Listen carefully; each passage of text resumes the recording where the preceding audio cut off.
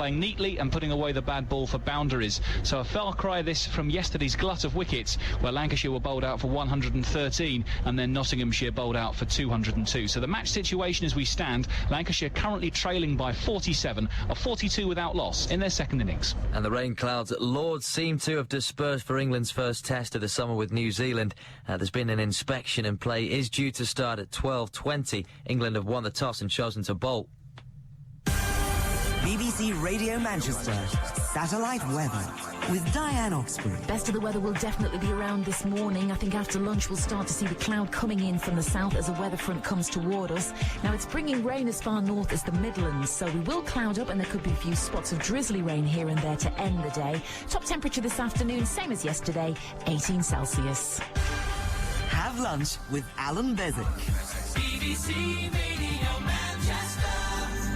That's me. I'm just a luncheon voucher. Do you remember them? Luncheon vouchers. Then they started to tax them and then they disappeared altogether. The BBC used to give luncheon vouchers, not to the likes of me, or anyone here, because we've got a canteen, or the restaurant as we now call it. It's a canteen, they don't fool me.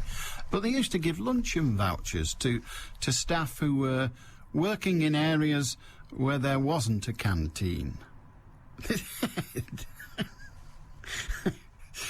Oh dear, do you remember them? People used to save them up and go to the cake shop with them.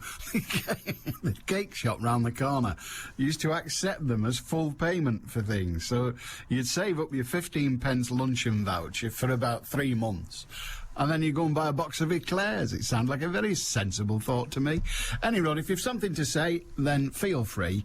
It's easy enough. All you have to do is pick up your phone and dial 0161 228 2255.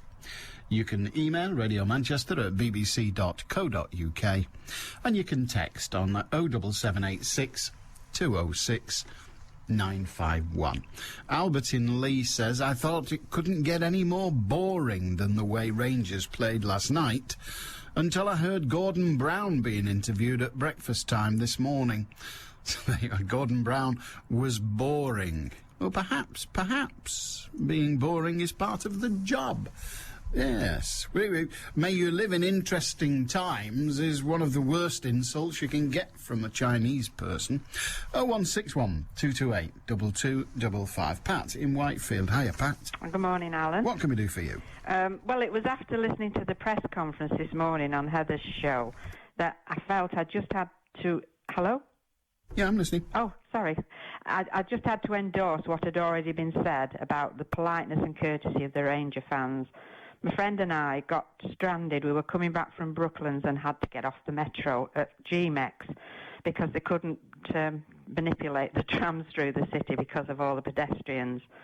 So from GMEX we had to walk to Victoria Station, and we passed loads of football fans on the way, and they were very apologetic if they bumped into you. And at one point, as we were coming down the steps near the triangle to make our way up the side of the cathedral to the station, this great big Scots fellow with no shirt on and full of tattoos was clearing the way for us to get through and calling us hen. Come along, hen. Come along, hen. Come Yeah, along, hen. That's Glaswegian, isn't it? Yeah. Come along, hen. Yeah. Oh, well, that's all right. The only frightening thing was when we got to that point, it was barricaded off. Cathedral Walk, I think it's called. It was barricaded off, so we had to go back the way we'd come, round by the triangle itself, and approach Victoria Station from the main road that goes down to it. And all the way, you know, there were fans, and the litter was unbelievable. You were having to watch where you put your feet. Yeah, you're about waist deep. Yeah. Apparently, I don't know whether you saw this, and perhaps you would avert your eyes if you did, but apparently they were all whittling in the street as well. Oh, no, I didn't see anything. No, well, I don't know whether that's lucky or not lucky, Pat. Make your own judgment on that, look. Yeah. But it wasn't very lucky this morning. Apparently, when Rebecca Crabtree, our reporter, was there, she said it stank of stale pea. Oh, dear. I know. Oh, horrible. They put bogs everywhere, but I don't think, I don't think anyone used them. That was it. That's where they were, behind this barricade on Cathedral Walk. Whether they'd moved some away, you know, but there were a few sort of all packed together, but nobody could get through to use them. So, you know, I don't know what the point of that was. Well, all right. Well, good on you. Thanks very much. They need a congratulations. That was this it. I morning, just felt I had to ring in and say that, you know, they were courteous, the ones that we bumped into or bumped into us. Were they drunk at that time? Well, they were merry. I would say they were merry. We saw one or two hanging onto lampposts and were saying, well, there's no way they're going to see the match. A few on the steps near Marks and Spencer's with the heads under their arms sort of thing. But, you know, no, at that stage they were just merry. All right, good on you, Pat. Okay. Thank you very much indeed. Bye. So Bye, an Alan. endorsement for the Rangers fans, how courteous they were. And it was all good news, wasn't it? It was all good news. I must admit, yesterday the city was absolutely exciting. It was thronged, as it was, with Rangers fans and all the rest of it. It was belting. And then, well, it's football. So inevitably, I'm sorry, it was football. So inevitably, it went sour. Football fans, in their collective, this isn't any individual, but large numbers of football fans cannot be trusted. They cannot be trusted. That's how it is. Because amongst them, there are monsters. Absolute monsters. It is a stupid game, in my view, but that's fine, because who cares what I think about football? It was a stupid game. It is a stupid game. I find it utterly tedious, but that's not the point. I don't have to enjoy it. I don't like netball or lacrosse either. I think they're pretty boring. But nobody gets killed. Nobody gets stabbed at the netball. Nobody gets killed at the lacrosse. OK, I know the numbers are smaller, but the reality is that football brings with it an awful lot of filth, and I don't just mean the piddle on the floor and the waist deep in litter. And somebody was making the remark this morning about how much money the shops have made. Well, frankly, the shops didn't make any, by all account. They didn't make any. The pubs might have done. Somebody, and maybe the supermarkets, if they were in the position of selling ale. I've no idea, but there's a story in the papers this morning saying that so many people decided to not run the gauntlet that you just heard described so admirably by Pat. So many people decided not to run that gauntlet. So many people decided not to come into town that, frankly, the shops, the retail outlets, the ordinary shops selling ordinary things, clothes and the like, I'm afraid, they had a terrible day. They had an absolutely terrible day. Made no money at all. We're the real losers in all this, say the traders. Businesses are left counting the cost. Stores deserted and staff caught in traffic jams. I suppose in the end, we have to start questioning whether we want such things. Whether we want great big events of that kind, one-offs. When it was the Commonwealth Games, it was absolutely fabulous, and I think everybody enjoyed and benefited from that. But you end up coming to the point of view, don't you? What happened? What happened? Why did it go wrong? Do we want it next time? So if next time they're looking for somewhere to site the European UEFA Cup final, would you want Manchester to be part of it? Anthony in Wigan says, why, oh why? It's called the beautiful game I do not know. Same old football, same old fans, cretins the lot of them. Well, OK. Rangers are meant to be a placid set of fans, drunken yobs fighting and smashing things up. Football has a herd mentality and people follow the next man like lemmings. There is no other sports to support according to the media. In Wigan, we have a choice between rugby league and football. We've chosen rugby league. Families on a great day out. Thousands of opposing fans together with no trouble. Fans mingling and banter with drink flowing. This is what sport's about. Football, the beautiful game. Disgraceful, says Anthony in Wigan. Rather predictably from that neck of the woods, but you'd get much the same if you went to Warrington, I think.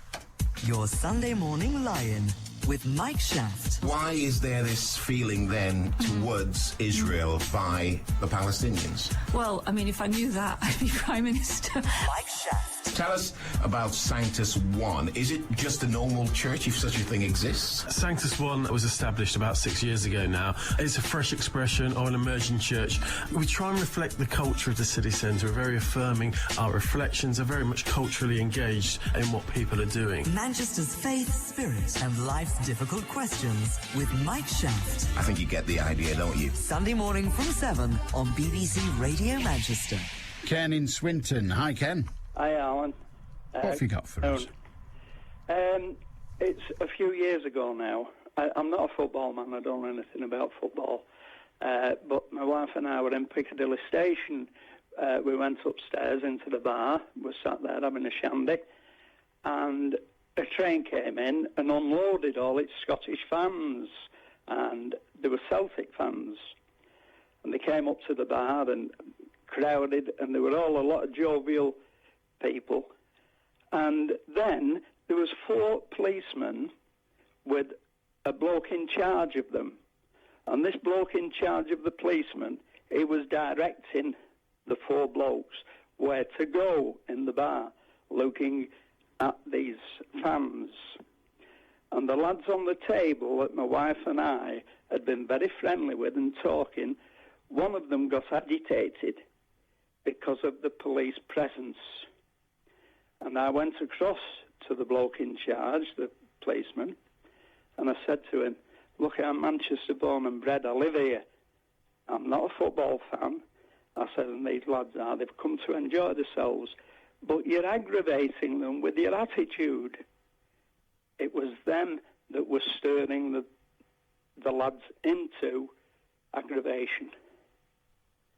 So the coppers were the cause? I think so. And there was no trouble. But these lads were very, very friendly, and one of them, he pulled a bottle of whiskey out of his bag. And he says, here. I said, I don't want that. He says, take it. You're a good fella. And they were so nice. Till the police came in, and their attitude, looking at these lads, it stirred them up. How interesting. There's not yet been a suggestion, or at least I've not heard any suggestion, that the police in Manchester yesterday and last evening were in any way to blame. Now, obviously, whenever there's a police response to street trouble, there's always somebody says they overreacted, but there's not been any suggestion yet that the police, for want of a better term, agitated or indeed caused it. They had a difficult job to quell it, apparently, but the thing that seems to have caused the most trouble was a screen breaking down at Piccadilly. Yeah. And you can understand the disappointment of the fans who wanted to watch the game, but... Of course, and like one gentleman said earlier on this morning, there was messages being displayed on that screen. So it wasn't the screen that was at fault, it was somewhere else.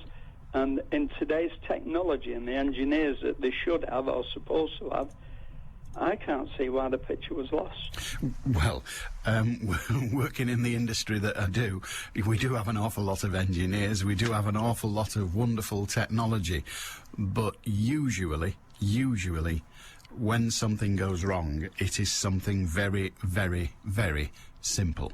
But not easy to find. In the best laid plans of mice and men and the like, things do go wrong, I promise you. It was just unfortunate that it went wrong at what you might consider to be an event that was likely to be high-powered, should we say. Yeah. Good on you. Cheers, Right. Ken. Well, there you are. We've had Pat saying the Rangers fans yesterday were absolutely fabulous. We've had Ken saying that a few years ago, a load of Scottish fans poured off a train at Piccadilly, went to the upstairs bar, and the coppers came and started agitating them. Interestingly, if you heard Janine Curran, the Assistant Chief Constable of Greater Manchester Police, on the news at 12, we'll maybe run the clip again at 1, I don't know, but on the news at 12 she was saying, we did exactly the right thing. We withdrew. When trouble starts, the police withdraw, then they work out how much manpower they've got, how much they need and what support they can get, and then they go back in. Which is fine if you're looking at tactics. But it's a bit disconcerting. If you're in the middle of mayhem, an innocent individual in the middle of mayhem, and all you see is the police withdrawing, that's a bit scary, isn't it? Keith in Manchester texted. He says, I wonder how many people were fined for dropping litter yesterday. Well, indeed. You'll recall that just the other day the police announced that they were going to do sensible policing. So they made it...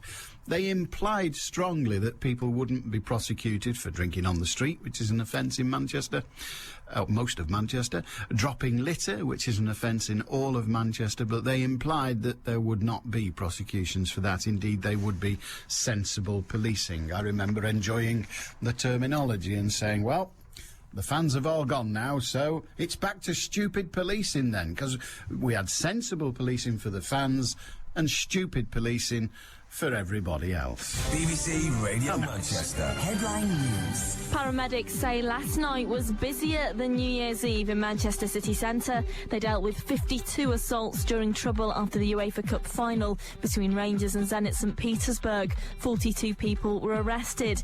Meanwhile, 200 council staff and 50 volunteers have been drafted in to clear Manchester's streets of rubbish from the event. 100 tonnes have already been collected. And the Northwest chain of estate agents Reeds Rains is closing branches in Cheadle, Knutsford and Poynton, as well as in several towns in Lancashire. Manchester's weather dry with sunny spells, highs of 17 Celsius. I'm Faye Rusco. BBC Radio Manchester. 2020 traffic. If you're heading along Virgin Trains now, there's a revised service that's been introduced between London Euston and Manchester Piccadilly because of signalling problems on the tracks between Milton Keynes Central and Bletchley. Do make sure that you check with National Rail before you travel. And again, a number of city centre routes in the Manchester area are still closed off to traffic whilst the clean-up operation continues. Mount Street at the junction with Albert Square still closed off, alongside Peter Street and John Dalton Street in light of last night's celebrations. In Timperley, Park Road still closed because of a serious collision between Moss Lane and Stockport Road after a car collided earlier on this morning. It's affecting traffic still between Broadheath and Timperley. Don't forget, of course, if you can update us on anything you've heard or spotted, why not get in touch? Hands-free on 0161 244 4951. I'm Cara Banks. Decongesting Manchester, one car at a time. 2020 traffic. BBC Radio Manchester. Gordon says, can I correct myself on yesterday's email, please? I said that Gordon Brown was a plank. I hasten to add that Gordon is not now saying Gordon Brown is not a plank. His error was not including Councillor Pat Carney and Councillor Sir Richard Leese, who's the leader of the City Council. They're both planks too, according to Gordon. I went to town last night to breathe in the atmosphere, he said. I had a few pints, and for most of it wasn't a bad place to... But the wife was, I have to say, very intimidated. All in all, they seemed boisterous, but that was about it. Around the 6 o'clock mark when I turned up, it looked like it did the day the bomb went off. I couldn't believe it. People were jumping up and down on bus shelters, lying asleep on the floor. It was just one big doss hole. Every door hole had a jock or peeing everywhere. It stank beyond high heaven. Anyway, you make up your mind, you just noticed the 200 million gallon truck in the middle of one of the pictures. It was fun for the most part, he says, and he sent me some photographs, but there you are. There were jocks all over the place, piddling everywhere, and that wasn't the only offence, I'm sure. Someone rang in and said that I don't know what happened, but anyway, somebody said, it's a text, I think, saying the council failed in its duty last night to make sure the screen wasn't working. That's what caused the trouble. No, that's not what caused the trouble. Who do you want to kill when your telly goes off? What caused the trouble was pissed Glaswegians with nothing better to do than cause bother. The telly's gone off. I'm missing me game. That's a bugger. Let's have another drink. No, that's not how it works, apparently, in football. The telly's gone off. I'm missing me game. Who should I kill? Allan Beswick with you on the phones. 0161 228 2255. BBC Radio Manchester. Yes, the screen shouldn't have broken down, but It's not an excuse for rioting just because it did. David in Haywood, hiya. Good afternoon, Alan. What can we do for you? Yeah, I went down yesterday to watch the big screen. I've got a passive interest in Glasgow Rangers. I went yesterday to watch the big screen and just take in the atmosphere in general. Yeah. When I got down to Oldham Street, I got off the bus. The place was practically cut off the centre of Manchester, Piccadilly.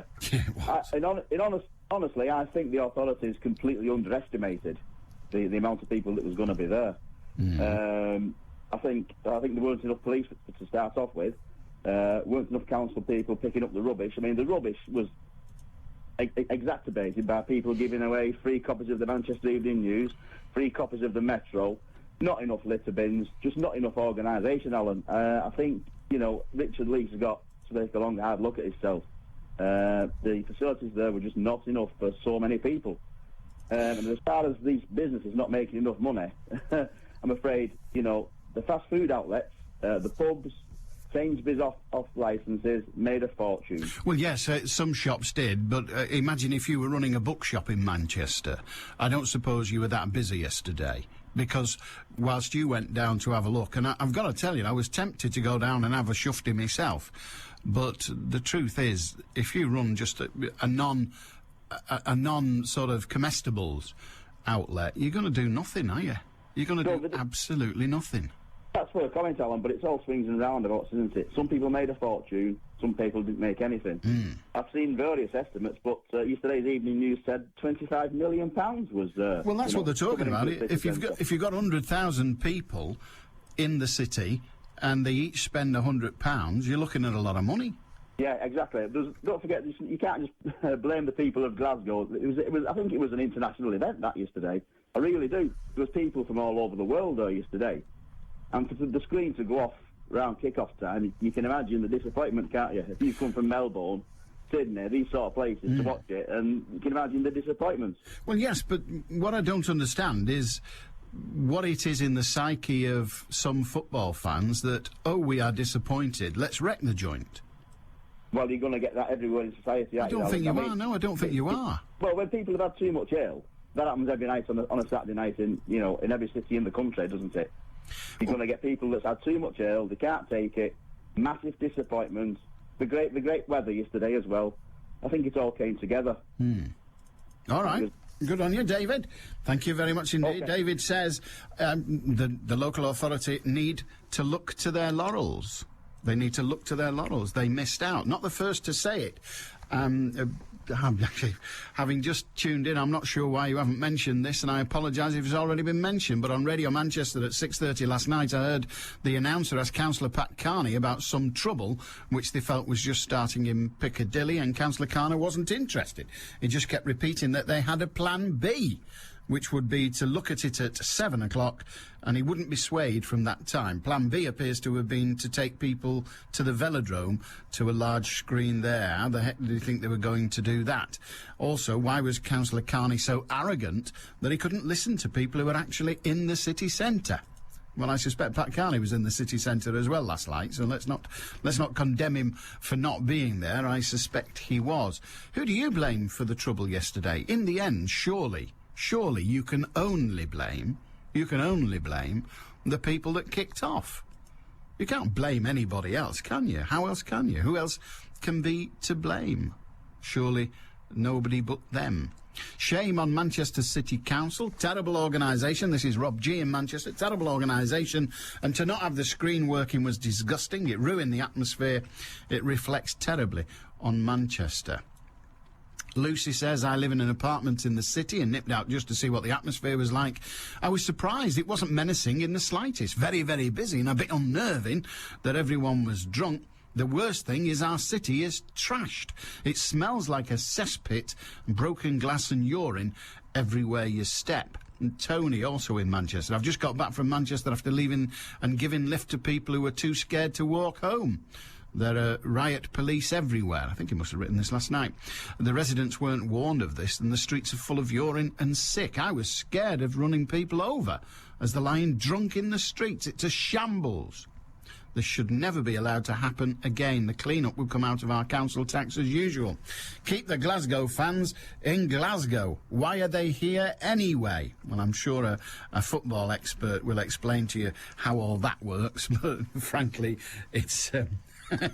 it's a bit beyond me. Francine says fans should be put in Old Trafford in a football ground rather than in the city centre. Letting them drink and be out in the hot weather was a recipe for disaster. Les in Cheadle-Hulme. Hiya, Les. Hi, Alan. What have you got for us? Up to the start of this, they've been advertising 3 screens in Manchester. Yeah. Richard Leese this morning in his City Talk, he said there was 8 screens in Manchester. Where was the other 5? I've no idea.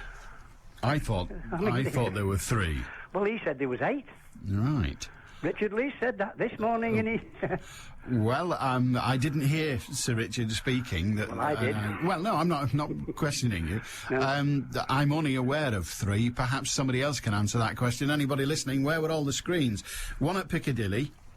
Was there not? That's right. Well, no, there was not. There should have been one at Piccadilly. Yeah. There should have been one at Albert Square. There was one at Albert Square. Yeah. Wasn't there another one near the cathedral? Cathedral Gardens. Yeah. I'm sort of thinking that there was also one at East Manchester, outside the City of Manchester Stadium. Well, they were never advertised. No, indeed, but I'm just sort of thinking that there was. I don't know why I'm thinking that. I think I've read a story somewhere. Yes, there was. So that's 4. Where were the 7 screens? 8 of them, he said. There were 8. He said 8, right. Yeah. Well, where were they? And we've found one of the missing screens, or one of the mystery screens. Where were the other 4? Well, the thing was this as well. all week they've been saying they were reckoning 100 to 150,000. Right? Yeah. You get 30,000 in Albert Square, 30,000 in Piccadilly Gardens, and 30,000 in Cathedral Gardens. Come on. How are you going to get 30,000 in? And that's only 90,000. Well, let me tell you, I attended a function. Indeed, I compared a function in Albert Square. Yeah. Albert Square was absolutely heaving. Yeah. And the estimated number was 50,000. Oof. Now, that was, I'll tell you when that was the 50th anniversary of VE Day. Oh, yeah. And it just so happens that I chaired it. Yeah. Or I compared it. There's a big show. It's a long while since I was in Manchester. Well, okay, but grown a bit smaller, all that. but they're saying that they say at that time there were 50,000, so you can get 50,000, and it was even last night. Oh, I've just been told there was a screen at the Velodrome. Ah, but that was after the Piccadilly Gardens one went. Was it? Yeah. Well, there you go. They bussed them from there to the Velodrome. Yeah, well, that won't be. They wouldn't have been able. No. That must have been planned. They couldn't just suddenly say, "Oh, well, we'll put one up here." Then you've got to have them. Yeah. So they must have had that planned all the time. Well, go on. That's so that's 5. 4. Where's the other 3? That's 5. Yeah, well, we'll track them down, Les. Okay. All right, stay tuned. I will. Les wants to know where were the screens. So we've got. Hang on, I better write this down. I don't know which one we've got. We've got Albert Square. I'll just mark that as Albert, and then Cathedral Gardens. Cathedral. Hang on, I'm writing them down. Cathedral, and then what else was there? Velodrome. The Velodrome's not the same one as the City of Manchester Stadium, is it? Because they were right close. No, nobody knows, right? East Manchester, I'll put for that. Right, that's 4. And we got another. Where was the other one? Oh, Piccadilly Gardens. Right.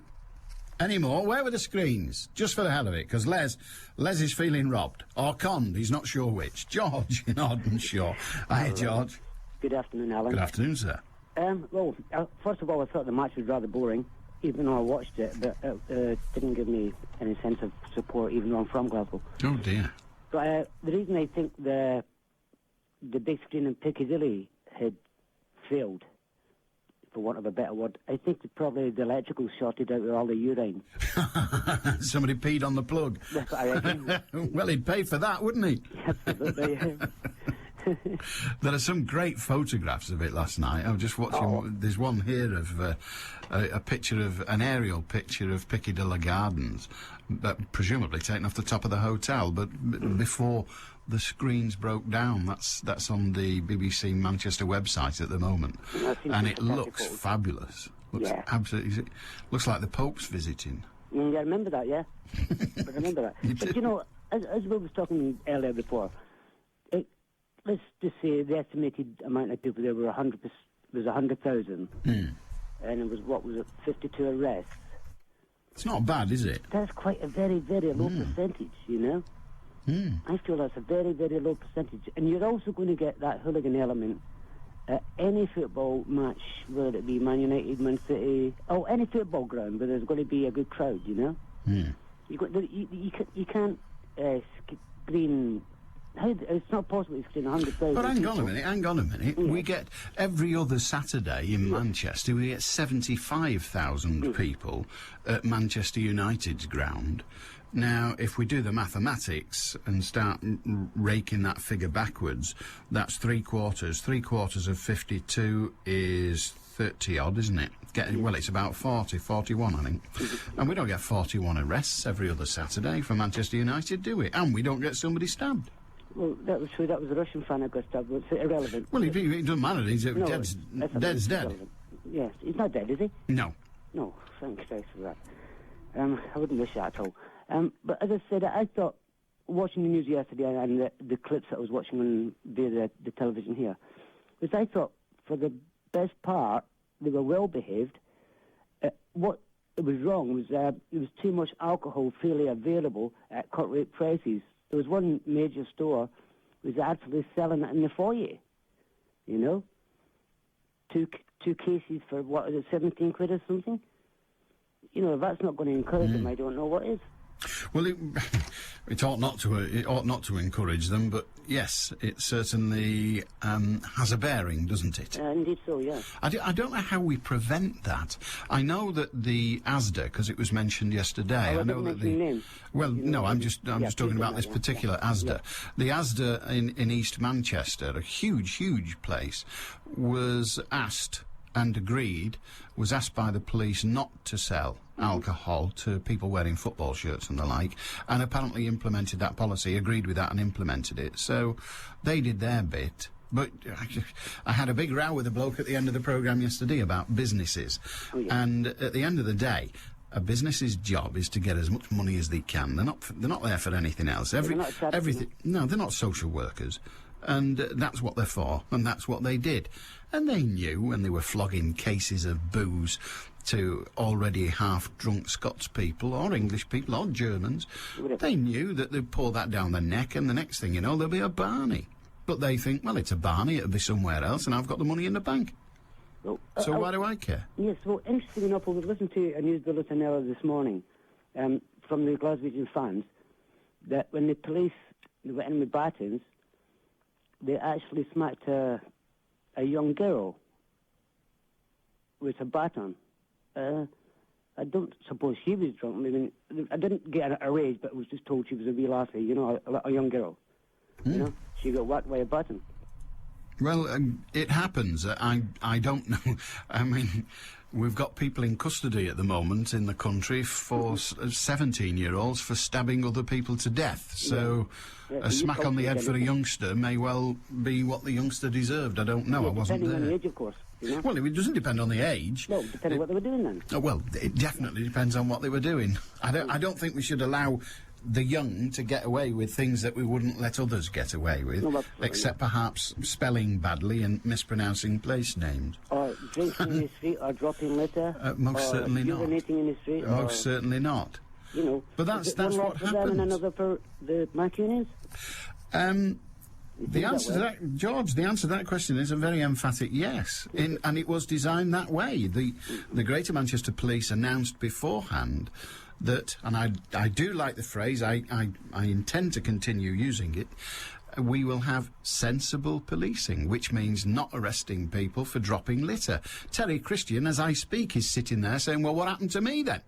All I did was flick a dog end down. They pulled me in, got fined. Okay. And many other people like him. And I'm one of the ones that say, well done, they should fine Christian and anyone else that throws a dog end down. Yeah, I agree. Well, somebody yesterday threw down 100 tons of litter and nobody got fined. Did a lot in the coffers. Do you know what I think would have prevented all this trouble in the first place? Having the match somewhere else. No. They were Sorry, correct go to have on, it yeah. in Manchester. They were really very correct to have it in Manchester. That was absolutely fantastic. But what I think we should have done was the grounds that are not being used in the Northwest, i.e. Manchester United's ground, and I can imagine there'll be quite a lot of other ones. They should have corralled the fans that were outside in the public highways and byways. They should have corralled them into the empty grounds and put the screens there. Well, that's been done before, and a number of people have made that suggestion. There we are, we've got a dirty great big ground that is accustomed to accommodating 75,000 people, football fans. Why not put some screens up there and let 60,000 in? Because you'll lose one end of the ground, won't you, because of that? Yeah. But why not? I don't know the answer to that, other than the Glaswegians might say, well, we can do that at home. I mean, why didn't they have... Is it Hampden Park they play at? Why don't they have Hampden Park? Ibrox. Ibrox, OK. Well, why don't they have... They did that. They did that? Yes. Oh, well, that's all right then. So maybe that would be the answer. But they left it too late. I mean, frankly, we need to consider the tactics next time. I'm not saying they're wrong, because one never knows. You know, hindsight's a wonderful thing. Yes. But the original position of Greater Manchester Police and the City Council was, if you haven't got a ticket, don't come. Well, that's what they're doing from Russia. Well, it's rather different with Russia. Yeah, but get a visa. When it's only a train ride away, if you haven't got a ticket, don't come. Frankly, we now know was never, ever, ever going to work. Now, had Manchester realised that and taken a different course and said, look, if you want to come, you'll be welcome, but we're going to have screens available for you at Old Trafford. We're going to have screens available for you, I don't know, at Oldham or Bolton or whatever. And that may well be the answer next time. Yeah. It's been a learning curve. Good on you, George. OK, thank you, Alan. Have a good day, mate. 0161 228 2255. What do you think? Yes, the result is it was wrong, except it wasn't really, because there were 100,000 people in the city last night, and as George said, 52 were arrested. It's not a lot. BBC Radio Manchester. Headline News. Paramedics say last night was busier than New Year's Eve in Manchester city centre. They dealt with 52 assaults during trouble after the UEFA Cup final between Rangers and Zenit St Petersburg. 42 people were arrested. Meanwhile, 200 council staff and 50 volunteers have been drafted in to clear Manchester streets of rubbish from the event. 100 tonnes have already been collected. And the Northwest chain of estate agents Reeds Rains is closing branches in Cheadle, Knutsford and Poynton, as well as in several towns in Lancashire. Manchester's weather dry with sunny spells, highs of 17 Celsius. I'm Faye Rusco. BBC Radio Manchester, 2020 traffic. Virgin Trains have set up an hourly service from London Euston through to Manchester Piccadilly in light of signalling problems between Milton Keynes Central and Bletchley, so make sure you check with National Rail inquiries before you travel. Of course, you need to be aware that TransPennine Express services may well be much busier than usual today whilst fans head home from Manchester back to Glasgow, so expect slight delays to your journey between Piccadilly and Carlisle. And of course, a number of town centre routes still closed off for the clean-up operation, Mount Street and Albert Square amongst some of them. Don't forget, if you can update me on the situation where you are, call in hands-free 0161 244 4951. I'm Cara Banks. Wonder how the knocking shops did last night. I bet they were busy. BBC Radio Manchester Sports with Will Perry. Rio Ferdinand has signed a new contract at Manchester United, which will keep him at Old Trafford until 2013. Ferdinand joined United from Leeds 6 years ago, becoming the world's most expensive defender at £30 million.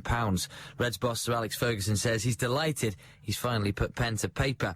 Well, Sir Sven-Göran Eriksson is being linked with clubs all over the world as his future as Manchester City manager hangs in doubt. One club he won't be going to is Benfica. The Portuguese side have withdrawn their offer to lure Sven to Lisbon. Meanwhile, the former England manager has reportedly been approached to manage Mexico. Sven's currently in Thailand for City's end-of-season tour. Tributes are being paid to the Celtic legend Tommy Burns, who has died at the age of 51. He had been suffering from cancer for some time. Burns played for and managed Celtic in his football career. He was part of the 1988 double-winning team under Billy McNeil and scored 52 goals in 352 games for the club. Burns also won 8 caps for Scotland. Well, in light of Burns' death, Rangers have announced that they've abandoned their plans for a bus tour through Glasgow. That's after last night's UEFA Cup final at Eastlands. A club statement said such a procession would be wholly inappropriate. Liverpool goalkeeper Jose Reina has won the Golden Glove Award for the third season running after keeping 18 Premier League clean sheets this season. The Spaniard had 2 more clean sheets than second-place David James. Leeds take on Carlisle tonight in the second leg of their League One playoff semi-final. The Cumbrians have a 2-1 advantage from the first leg. Leeds boss Gary McAllister has promised a different side will turn up this time. And England's under-21, so they play Wales in Wrexham this evening. Well, former Stockport boss and now Bolton manager Gary Megson is hoping his old club will get promoted to League One. Megson was manager at County for 2 years from 1997. Jim's done really well there. I spoke to him when he first got the job, and it's a good little club. And this season I hope that they manage to get themselves up, because it's a good club, and it was a good learning ground for myself, and I enjoyed it there. We had it in the top half of the Championship. We had it from 8th from top, so it is capable of doing those things if they can get everything sorted. Well, Rochdale manager Keith Hill has called for all the playoffs to be one-off games, including the semis. They'll face Darlington on Saturday, trailing 2-1 from the first leg, desperate to extend their season by reaching the Wembley final later in the month. We want to play 2 games, but it's for me, the playoffs should be like this anyway. I don't think we should have home and away. I think we should have a neutral 1-game venue and then play the final at Wembley, because majority of the time the games do come down to the second leg. Well, with a handful of tickets returned by season ticket holders yesterday, they were on sale at Spotland this morning, and these supporters were determined they would get one. I've been sat here since 6:45 this morning. 34 years ago, I was in this ground when Dale got promoted. Yes, I was. I've been supporting Dale for over 50 years. We got relegated the year I was born, so it's like a big thing for me. Well, we grew up here 40 years, can't wait for this to happen. Well, it means more to you now. You have to queue up bizarrely. Right, well, that. If we get there to Wembley, it'll be everything for me. Let's have a look at the cricket. Lancashire need some runs on day 2 of their county championship in the second innings. Is it wicketless at Trent Bridge, Chris Malaban? It certainly is, Will. Yes, 69 for no wicket Lancashire in their second innings. Gary Keady on 29, Paul Horton on 31. So a far cry this from yesterday's tumbles, where 20 fell in the day. And Lancashire's openers this morning are really showing that there are a few demons in this pitch. And perhaps yesterday was a combination of humidity in the air, some poor batting and some excellent bowling, because today batting has looked easy. Gary Keady, Lancashire's number 11 normally, and in as night watchman last night, has looked untroubled for his 29. Horton has been dropped twice by Adam Voges in the gully when on 13, and by Chris Reed, a comfortable chance off Darren Pattinson a few moments ago when on 28. But above all, they're both still there, and Lancashire's deficit now in this match is only 20. 69 for no wicket Lancashire in their second innings. Cheers, Chris. Well, the rain clouds at Lords appeared to have been dispersing for England's first test of the summer with New Zealand. Having watched the rain fall steadily, though, for several minutes, the umpires decided to take an earlier lunch at 12:30 to give the ground staff time to mop up the outfield. England have won the toss and chosen to bowl, and captain Michael Vaughan knows what they need to do. You know, we should be favourites at home. You know, we've just beaten them in their own backyard, so we should be favourites to beat New Zealand in this series. But, you know, cricket's a funny game. I know from playing them over in New Zealand, they're a very workmanlike side, very disciplined team, and their middle order is very, very dangerous. So if you think you're just going to turn up and win, you'll come unstuck.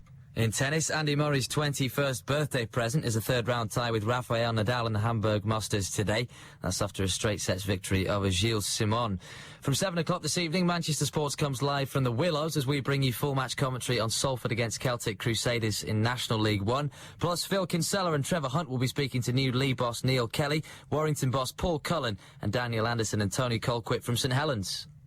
Life and laughs with Eamon and Jimmy. If you're listening to us in the garden, don't forget that can really irritate the neighbours. Another way of irritating the neighbours is to squirt your hosepipe over the fence on the watching. Works for me, that one. Eamon and Jimmy. You've got a new microphone, Stephen. Hang on. You've had it before the other one about breaking up. Is it okay, this one? Can you hear me? Yeah, of course we can hear you, Tater. Eamon O'Neill and Jimmy Wag.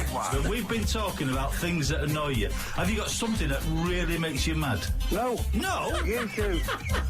Only you two. Big girl. Yeah, I don't blame you that. If your radio sounds funny on Sunday morning, you must be listening to Eamon O'Neill and Jimmy Wag. I'd recommend it highly. Sunday morning from 9. At BBC Radio Manchester.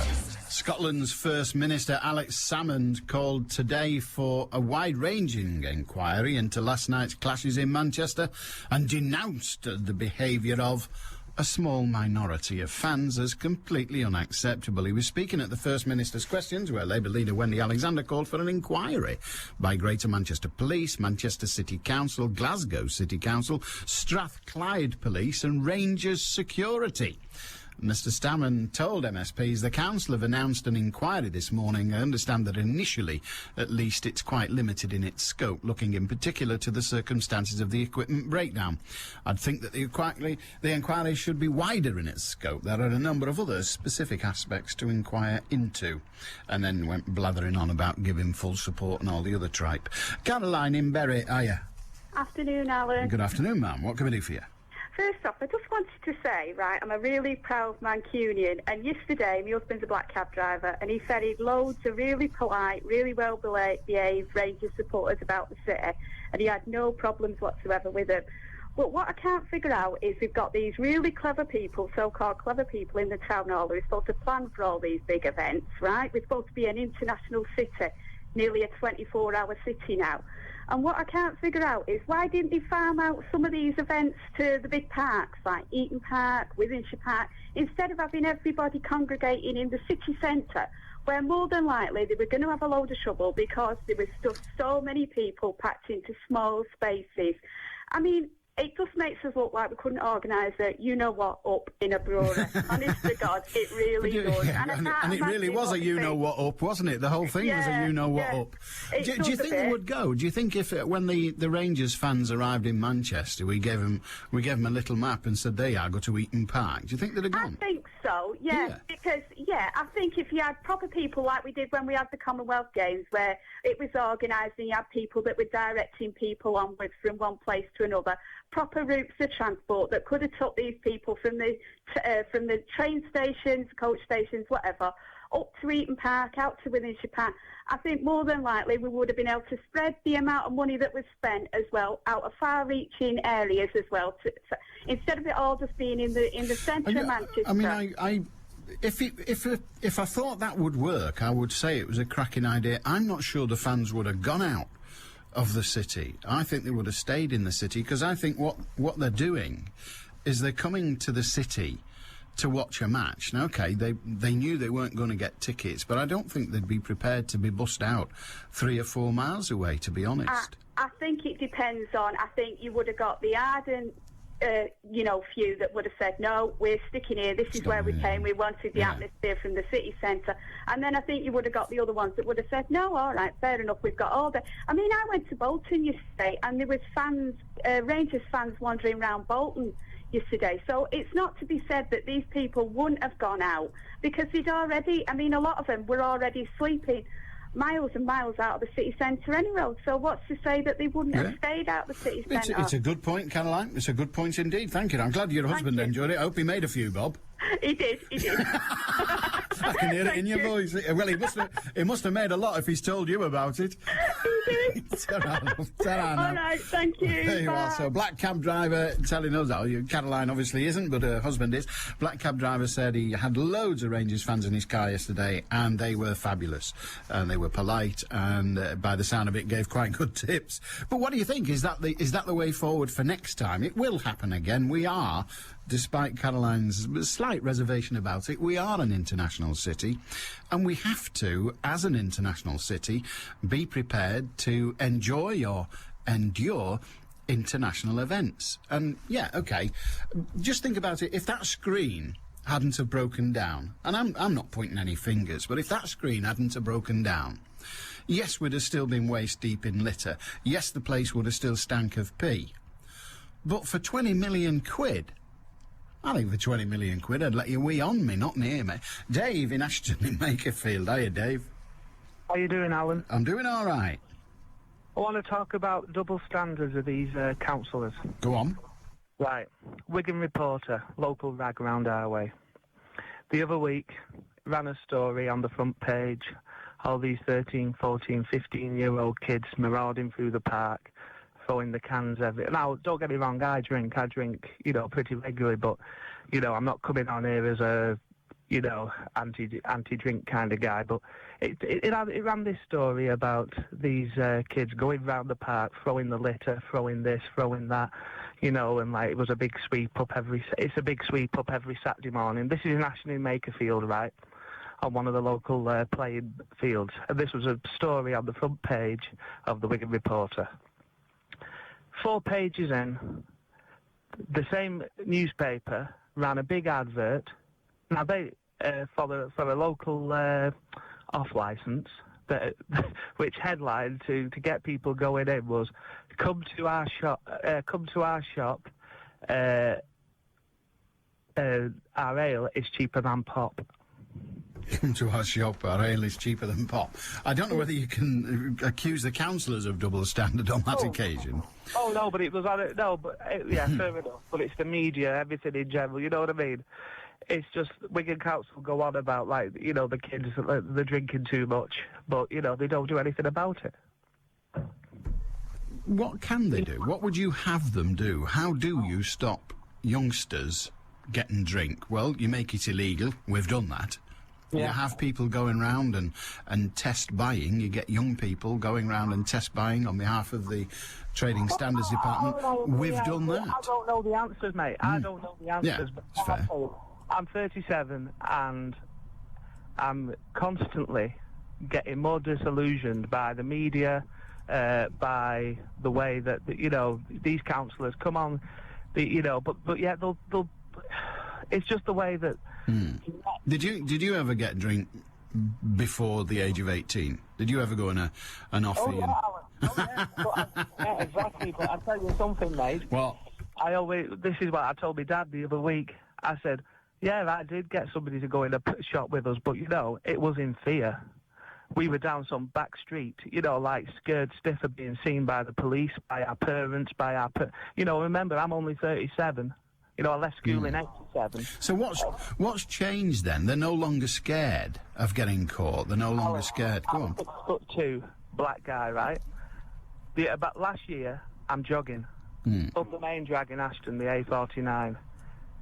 These 2 goblins come at the side of me. these three kids taking the mick out of me, running at the side of me. Come on, put your knees up, and, you know, it went on for like a quarter of a mile. And, like, they started getting a bit cheeky, you know. Now, I lost my rag. I got hold of one of them and threw him in a bush. Good on you. Absolutely flipping you know, didn't do it. You know, I just got hold of one and just threw him at the side of them. They absolutely whacked themselves, right? But then I'm running round thinking, oh, my God, I'm in trouble now. They're going to get the Well, yeah, that's it, isn't it? If they'd have called the cops, oh, dear God. You know what I mean? Yeah, yeah. I'm thinking I'm going to be the one in trouble now because I know this is getting off the subject, you know, what you were talking about. I don't think it is. I think it is the subject, but go on. But yeah, that's the way you asked me the question. I just think there's no fear anymore. You know, whereas, you know, at the age of 13, 14, there's no way I would have gone up to an adult. God, I sound about you might have done it from a long way away, mightn't you? I know that, you know. You know you don't. Good on you, Dave. Keep up the training, it'll do you good. See you later. Cheers, mate. 0161228 2255. Dave makes a good point. He accuses the media of double standards. I don't know how the hell he can say that. Obviously, I'm aghast at such an allegation. Brian says, interesting, Alan, to hear your statement that the aerial photograph of the crowds looked fabulous. The aerial photograph is on the BBC Manchester website. It's a photograph of Piccadilly Gardens, absolutely jam-packed full of people going off up Oxford Street, Oldham Street and all the rest of it. It looks fantastic. And he says, how can an image of 100,000 drunken people urinating and vomiting in the streets of Manchester look fabulous? Well, Brian, all I can say is the photograph is taken from such a high enough vantage point that you can't see the weeing and the vomiting, so you just see a sea of humans. Dave says 100,000 plus fans, no ticket for the match, at least 3 tanker load of alcohol, and plenty of encouragement from the council and the media for the visitors to drink themselves stupid. And people are surprised this happens. What's the weather like on your planet, he asks. As for the police overreacting, I went through the riots in Liverpool and Moss Side. It's always a dangerous situation and you can't reason with a drunken idiot, let alone 100,000 of them. It's a football match, not life and death, as some people are making out, but, surprising, not to any normal person. So there you are. Inevitable, he seems to be saying, but it was all going so jolly well. Until the screen broke down. We would have had a different story this morning, wouldn't we? They conned the art world of hundreds of thousands of pounds. They're called the Artful Codgers, but how did they do it? You'll hear tomorrow from 6. I'm looking forward to that, because I think they deserve a big clock. The art world needs to be ripped off every now and then, just to prick their pretentious bubble. How say you? 95.1 FM. DAB Digital Radio. And the World Wide Web. This is Manchester. BBC Radio Manchester.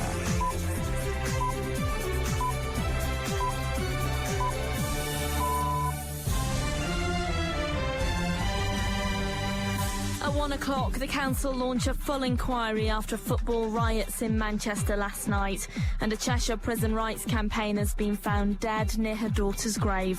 Ferdinand signs new contract to stay at United until 2013. Well, it's another pleasant afternoon ahead of us. There is some cloud around, and it should stay mostly dry, but we will see some sunshine and top temperatures of 17 Celsius. And don't forget, there's a revised service on Virgin trains between London Euston, Manchester Piccadilly and Liverpool Lime Street because of some problems with the signals around the Milton Keynes area.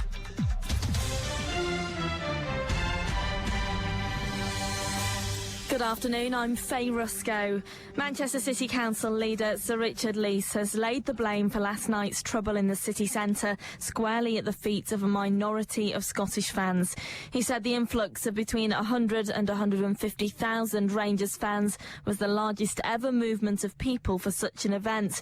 He branded a couple of hundred of them yobs and mobs. Out of those 100,000 plus, most of them remained good-humoured, were a credit to their city throughout the period of time they were within the city. And we want to make that quite clear that the vast majority of Rangers fans caused us no significant problems whatsoever.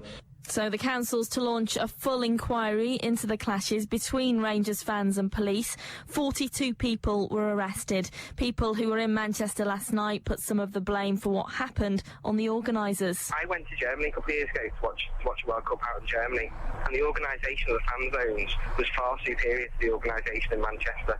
I don't think they realised what had hit them. When you've got so many people in that small space waiting for the game, and 50 minutes before you say, sorry, it's broken, I can understand why some people might got a bit stupid. I mean, they shouldn't have done what they've done, but it was bad planning by Manchester Council. Meanwhile, paramedics in the city say they called on ambulances from the whole of the northwest to cope with demand last night. Delwyn Ray from the Northwest Ambulance Service says they dealt with more than 50 assaults last night. We dealt with more incidents last night than we would on a New Year's Eve, which is sort of our benchmark in relationship to the levels of activity that we experience. Within the city last night we dealt with 52 assaults compared to 6 in the city centre a week ago, and for yesterday our activity was 104% increased on the Wednesday previous. In other news, a woman who campaigned about the treatment of women in jails after her daughter died at Style Prison has been found dead. Pauline Campbell's daughter Sarah suffered a drugs overdose at Style Prison in 2003. Mrs Campbell was found dead earlier today close to her daughter's grave in Cheshire. Her protests outside jails where women had died led to her being arrested several times. Speaking to BBC Radio Manchester in January, she explained why it mattered so much to her. So many women are dying and no one is ever held responsible. There have now been 41 women who have killed themselves in prisons in England since my daughter's death, and this is a scandal.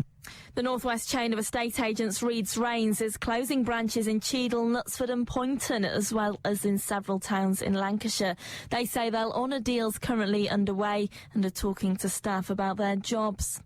A woman was trapped for over an hour in a shop in Timperley after a car crashed through the front door. The woman was pinned against the back wall of the shop on Park Road, and the fire service had to cut her and the driver of the vehicle free. Both have been taken to hospital, one with serious leg injuries. BBC Radio Manchester Sports with Joanne Smith. Rio Ferdinand has signed a new contract at Manchester United, which will keep him at Old Trafford until 2013. Ferdinand joined United from Leeds 6 years ago, becoming the world's most expensive defender at £30 million. Reds boss Sir Alex Ferguson says he's delighted he's finally put pen to paper. Tributes are being paid to the Celtic legend Tommy Burns, who has died at the age of 51. He had been suffering from cancer for some time. Burns played for and managed Celtic, also winning 8 caps for Scotland. It's been a good day so far for Lancashire's batsmen in their second innings against Nottinghamshire in the County Championship, although they've just lost a wicket. Chris Maliband's at Trent Bridge. Indeed so, yes. Unfortunately, Lancashire have had a bad 10 minutes before lunch because they've lunched at 77 for 2 with Mark Chilton not out on naught, and we'll wait to see who will join him. That's because Paul Horton was dismissed by Paul Franks in the very last over before lunch, bowled for 37. Just a few moments before that, Gary Keady's excellent 2-hour vigil came to an end. Franks again the bowler, Chris Reed taking an excellent catch behind the stumps, and Keady gone for 29. So after looking very solid at 70 without loss, Lancashire now 77 for 2. They trail Nottinghamshire by 12 runs in the match. Thank you, Chris. Well, the rain clouds at Lords appeared to have dispersed. Play is due to start in 15 minutes' time for England's first test of the summer with New Zealand. BBC Radio Manchester, satellite weather with Heather Stotts. Well, it's another mostly dry afternoon. There will be some nice long spells of sunshine, but generally there is more cloud around than there has been lately, and that might thicken up enough just to bring us a spot of rain towards the end of the afternoon. It feels pleasant, though, with just a light to moderate easterly breeze and top temperatures of 17 Celsius. Allan Beswick with you on the phones. 0161 228 2255. BBC Radio Manchester. Hiya once again, 0161 228 2255 to join us, Radio Manchester at bbc.co.uk, and you can text on 07786 206 951. I just forgot them for a minute. Dell in Blackpool says, it's always a small minority who cause trouble and spoil things for everyone else. It doesn't surprise me one bit that the jocks, or a small percentage of them at least, went on the rampage. These people are Glaswegian scum, in my opinion. As a scrawny 16-year-old on my way home from a weekend job at the Pleasure Beach during Glasgow weekend, I was attacked by 6 20-somethings for absolutely no reason. I managed to get one punch on the nearest sweaty and legged it. I was only yards from home, but with such Gorbals bruises in hot pursuit, I didn't stand a chance of getting the door open before they caught me. So I had to dive down a dark alley and hide until they gave up looking for me. When I got in and breathlessly told my older brother what had happened, as blood trickled down my head, he was incensed and went out looking for the mine with an iron bar. Fortunately, all round, I think, they'd all scarpered. This incident has never soured my opinion of Scottish people, though most of the Scots I know and have known are very decent people. As I said, it's just a minority, but last night was a disgrace. Let's not blame the police or the council. The only people to blame are the drunken troublemakers themselves. They are pathetic. That's Dell in Blackpool, and as he said, they have the Glaswegian weekend, as it's called, when the whole of Glasgow moves to Blackpool. For some of them stay longer, but there is the Glaswegian weekend, and it usually goes off, I won't say without incident, but it goes off swimmingly. Indeed, the burghers of Blackpool, or at least the ones in business in Blackpool, look forward to it. Harb in Warrington. Hiya. Good afternoon, Alan. How are you doing? I'm all right, mate. What can we do for you? Good. You can't complain on weather like this, can you? No, you can't. Oh, you're indoors, sorry. And, yeah, but I spent all yesterday afternoon weeding and complained about it quite a lot. It's far too hot for weeding, but go on, mate. A couple of things regarding the Glasgow Rangers fans. My wife works in Manchester City Centre, and I've seen the pictures on the local news stations, TV stations. The bill to clear it up. Shouldn't Manchester Council, in turn, invoice Glasgow City Council for the clear-up mess?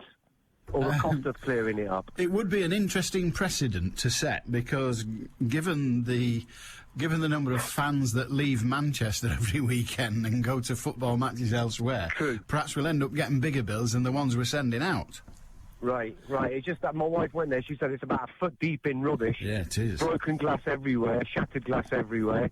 And mind you, it was written in the stars, as it were, that Rangers lost because they have a history of violence anyway, football games. But the other interesting thing is, correct me on this if I'm wrong, but isn't there a bylaw in Manchester City Centre outlawing drinking in public spaces?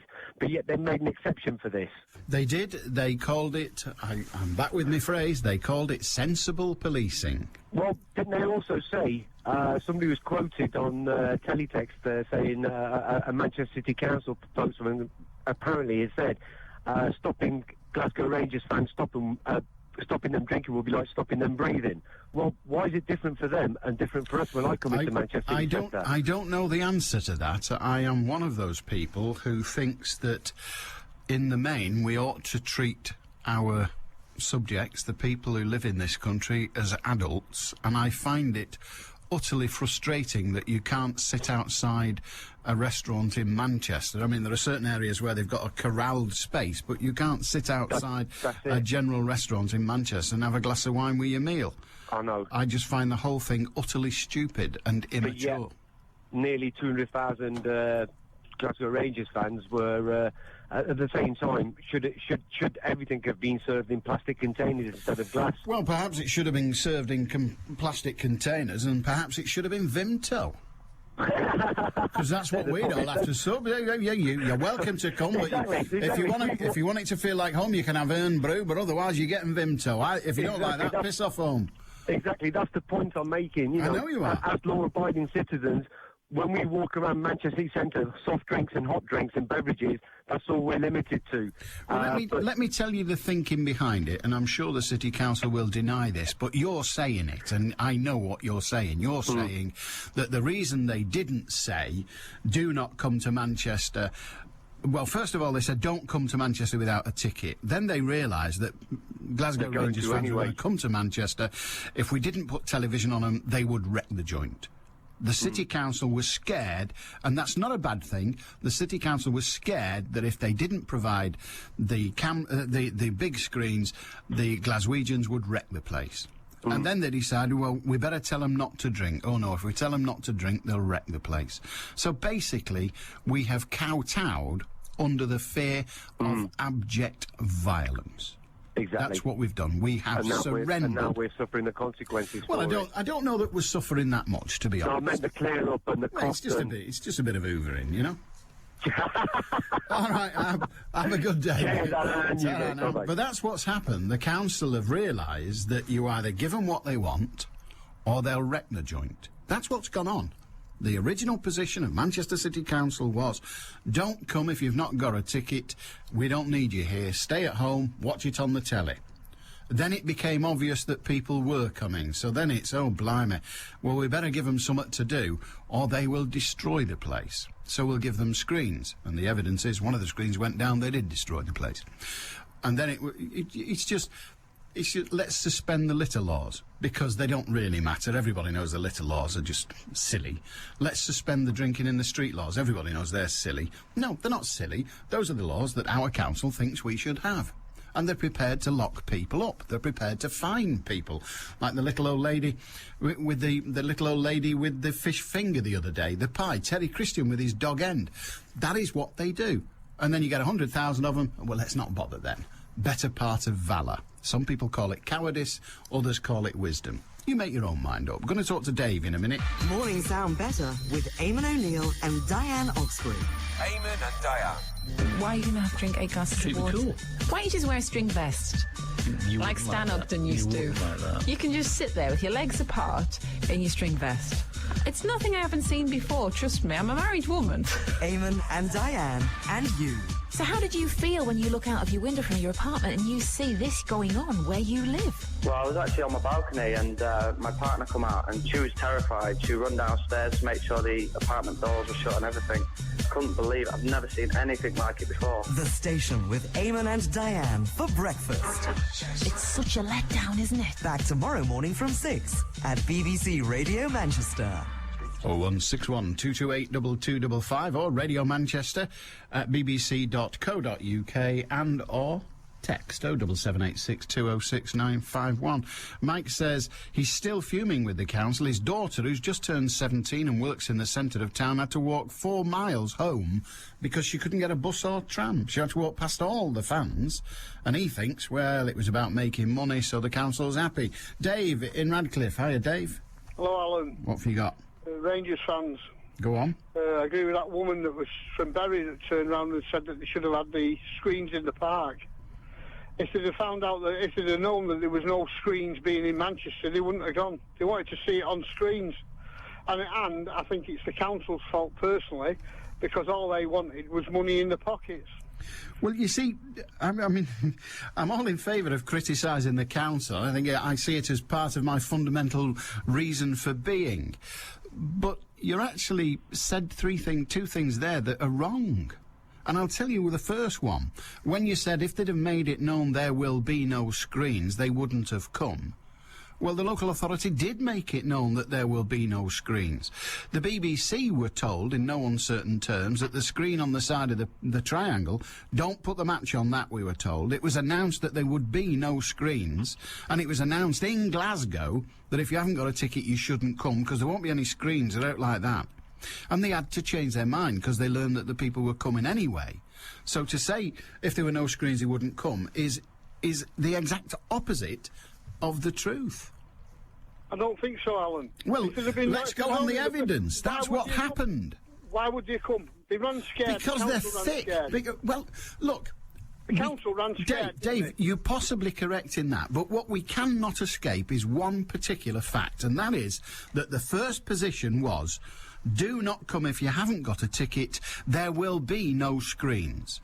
And then they learned that despite making that message clear and making it clear in Glasgow to Rangers fans, despite that, the fans decided to come anyway. And it was then that the council decided to provide screens on the grounds that if they don't, they're coming anyway, they're going to tear the place apart.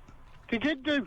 They tore the place apart last night. Indeed. There was a woman on the radio this morning, on Radio Manchester, said they absolutely wrecked a car. They dragged it out. They smashed all the windows. They jumped all over it and everything. Dave, I'm not challenging your overall view. I'm just saying that the fact you gave out at the beginning, that had they not put up screens, they wouldn't have come, is wrong. Right, they were coming anyway. All right, we'll accept that, Alan. We'll accept that. Go on. But what about all these places, all these shops and supermarkets and off-licences that were selling cases of ale to people? The police said that they shouldn't have done it. Why didn't they police them? The supermarket, they must have sold thousands of pounds worth of ale before the police even got there. And then they turned around and said, well, we put it away from the door after we'd been told. They should have known that in the first place. Well, again, them sort of places should be fined up to the hilt. Dave, my problem with that is, and I don't disagree with you, but what offence did they commit, these shops? They sold beer and other alcohol to people who are entitled to buy it. Of course, Alan, but it was an agreement, wasn't it, between the police, the council and the shops? No such agreement. The council wants their arses kicking then. Well, because they've not organised anything. Well, that may well be so, but the job of the shop is to get as much money as they can for their shareholders. They don't give a stuff about anyone else. Everything else they say is bullcrap. The job of a business is to make money. It doesn't do anything else. It's not the social services. Now, the Asda in East Manchester was asked directly by the police not to sell alcohol to people who were obviously football fans, and they adhered to that. So you could blame the cops for not asking every single outlet of alcohol. Right, Alan. All right, mate. I know you're angry. There's Sainsbury's, there's Tesco's, there's all a lot of them. Why didn't they adhere to it? They weren't asked. They weren't asked. Well, it's the council and the police's fault then, isn't it? You may be right in that. You may be right. But you imagine what would have happened if they hadn't have sold it. They'd have gone round smashing up cars anyway, would they? I'm tempted to suggest yes. They are only football fans when all's said and done. They're not blessed with a brain. They don't sound like... Well, hey, Alan, they don't sound like football fans to me. Oh, they do to me. They sound exactly like them to me. Yeah. Can't get rat-arsed, wreck something. They sound exactly like football fans to me, to be perfectly honest. Well, that woman this morning on the radio was nearly in tears. He absolutely wrecked a car. They smashed all the windows in it, they jumped all over it, it was a write-off. And all she was doing was in a flat, and they dragged it out from under wherever she'd parked it and smashed it to smithereens. Indeed. I've every sympathy with her, but And what happens then? She has to claim off her insurance, and insurance goes up. Yeah, exactly so. So guess who's paying for it? You. Well, guess who's paying for the clean-up in Manchester? Well, we are. I'll bet you something. We're not Greater Manchester, no. Manchester City Council will be paying for it, and I'll bet you something else as well. The businesses won't be saying, look, it's all our rubbish, here's a couple of quid. They won't be chucking anything in the coffers. Well, they put the business rates up, don't they? Well, they might do, but that'll be glared at, won't it? But good on you, Dave. That'll smack them in the... Yeah, exactly right. Have a good day. So, all these Glaswegians were desperate for somewhere to watch the match. There were 2 spare seats next to me in the pub in Whitefield last night. Come to think of it, there always are. Stephen, it might just be you, mate. If you're sat in the pub every night with 2 empty seats next to you, I think you should be looking toward your deodorant or your frequency of showering. Oh, I'm sorry, I couldn't resist it. I presume, says David, I presume the organisers of UEFA pay for the stadium used for the cup final, and as Manchester City Council don't own the ground at East Lens, but pay a peppercorn rent, we, the taxpayers and the lottery payers, actually own the ground. When do we get our money?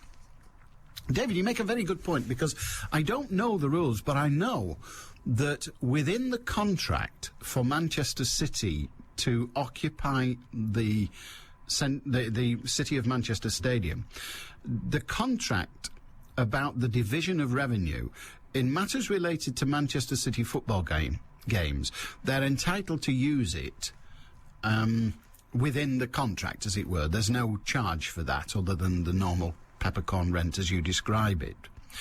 All other events, I believe there is some kind of revenue clause. I don't know what it is, and I don't know whether it's public information.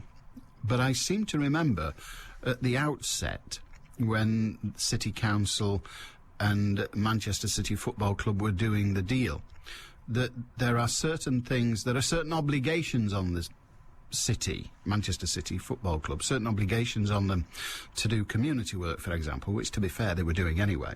And there are certain principal things about events. In other words, if Simply Red or some other bunch of warblers were going to use the ground, then I think the City Council have a say in it. I don't quite know it, but there is a relationship. There is a contractual relationship between the two about things that are not Manchester City football related.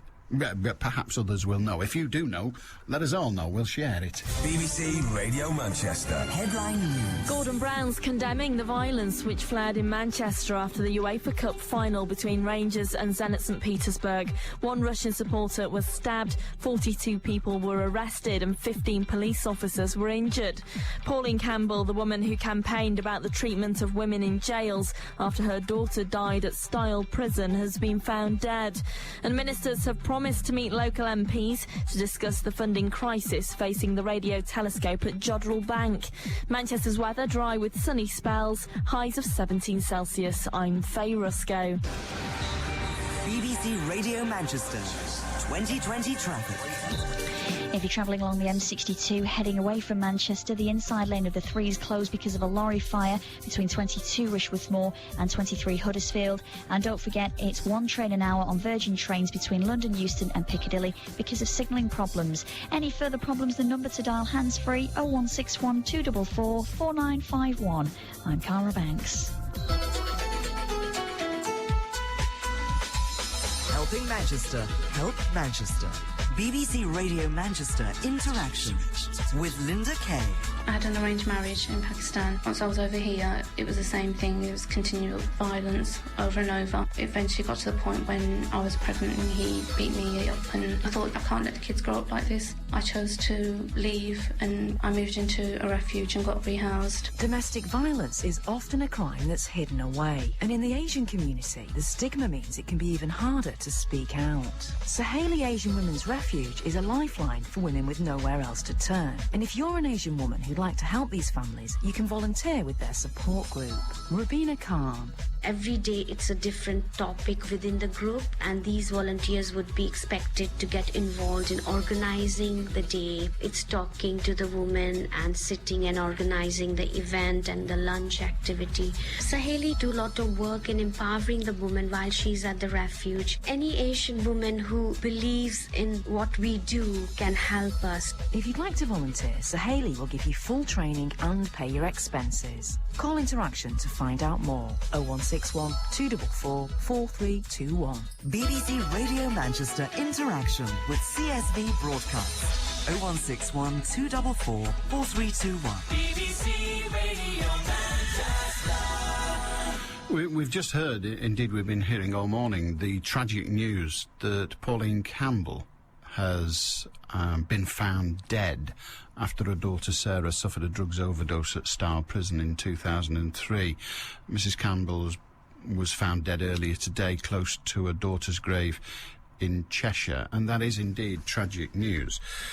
It is only a coincidence, I know, and it's a rather dark coincidence at that, but this week in The Big Issue there's a 3-page interview with Pauline Campbell with the Big Issue reporter Chara Leeming. I don't know how to pronounce her name, my apologies, but Ms. Leeming. Anyway, there it is. But Chara, I think that's how you say it. But as Chara, the lady, I mean, I've spoken to her, you've heard her on this radio station more than once. But anyway, there it is. If you want to hear more about the life of Pauline Campbell and about what motivated her and how she found the strength to go on and get involved in the kind of work that she did get involved following the death of her daughter, then there's a very good interview article in this week's Big Issue. So if you see a Big Issue seller, then pay £1.50 for the magazine, get all the information you might want about various things of a sort of campaigning nature, but also read about the lady who's just been found dead near her daughter's grave. And 80p of the price of the Big Issue, of course, goes to the vendor, who's in what we might call difficult housing circumstances. 0161 228 2255. Eddie in Whitefield says, hey, look on the bright side. A world record has been set for attendance in the city of Manchester. It'll be the Guinness Book of Records for the number of fans in the city. So that's nice. It's not all bad news. And Mike says, I've just dealt with Mike, and he is fuming about his daughter's need to walk 4 miles home yesterday. Barry in Longside. Hiya, Barry. Hello again, Alan. Hello again, Barry. Yeah, I'm just phoning up about the state of the city. As you know, I worked at Black Cabs for over 20 years. Yeah. And I was nearly in tears this morning when I went down there. I've never seen a place so bad. You know, these fan zones that they set up. Yeah. If they just charge them all £1 a head to go and watch it, they'd have had the money to clear it up, wouldn't they? That's true, and I bet none of them would have balked at £1. I know, yeah. The council's crying about how much it's going to cost them to clear it up. I was going to say something else. I can't remember what it was now. Anyway, thanks for that, Alan. My pleasure. Yeah, see you again, mate. Cheers, Dave. Barry, cab driver, said he was deeply moved by the mess this morning. And yes, if they'd have charged them £1 to enter the areas that were described as fan zones, then there'd have been a lot of money available to deal with that later today. I worry about cash changing hands with crowds of people and the like, and you've then got to get turnstiles and all the rest of it. But it's a thought. In my experience, says Ted in Moston, Scottish football fans, or at least a significant minority, are violent thugs. We didn't hear of any of the Russian fans causing trouble. That's not quite true, Ted. One of them did throw himself onto a knife. Yeah, quite. 01612282255. With regard the liquid mess left in Manchester city centre, are the councillors incapable of working out simple arithmetical sums? An average adult urinates 2 to 4 pints per day. With all the alcohol consumed, I don't think it's unfair to assume that people would therefore need to urinate at least 2 pints during their stay in Manchester. Even with the lower estimate of 100,000 people, that equates to 200,000 pints or 25,000 gallons. Those figures can be increased proportionately according to the crowd size. Surely, when anticipating huge crowds, be it before a football match, a papal visit or whatever, the natural needs of such crowds must be taken into consideration, unless you want the stinking city we seem to have today. I wonder how many loos were actually available. Well, Norman, that figure was available. There were an awful lot of loos and pistoires, as they call them in France, dotted about the place. And I don't think it's a case of... I don't think there's a case of there not being sufficient numbers. I think it's a case of if you're in the middle of a crowd of 30,000 in Albert Square, by the time you get to the bog, your trousers are wet. Jim in Royton. Hi, Jim. Hi, Alan. What have you got for us? Well, I received a letter this morning from the International Lotto Commission. Oh, yes. Saying that I'd won €815,950. You've done very well. Yeah, and if I fax my name through to an address through to this address you've got in Spain, they'd send me the cheque.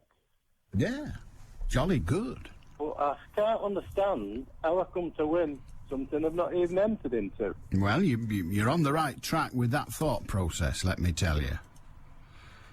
What happens next is you fax them your name, and then they come back and say, congratulations, we've got it all sorted out.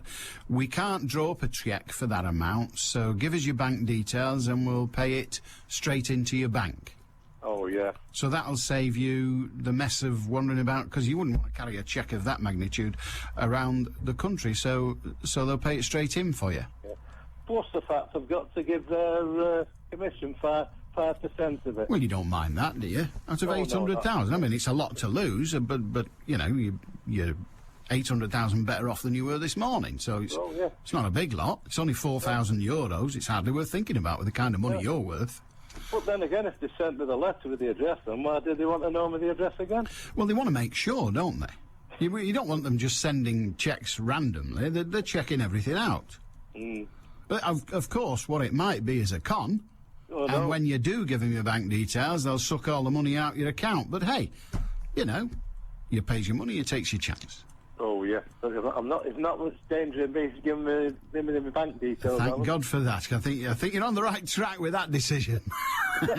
Good on you, mate. Cheers. Jim's got the International Lotto letter. It's his turn. So, 20-odd million quid was spent, says David. I wonder how many kids are going to have to go without a holiday this year.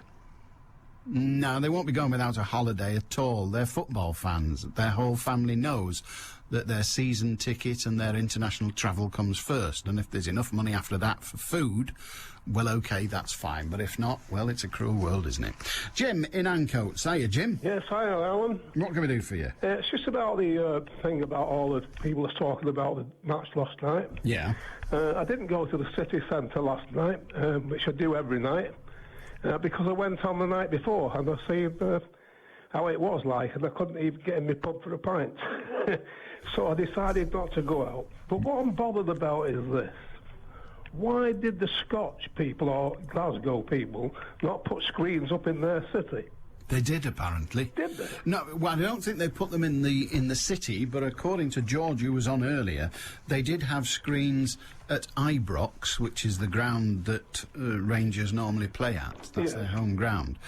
I think it's not a case of why didn't they, why did they. Yeah. I think people just wanted to be here. They just wanted to be in the place. Yeah.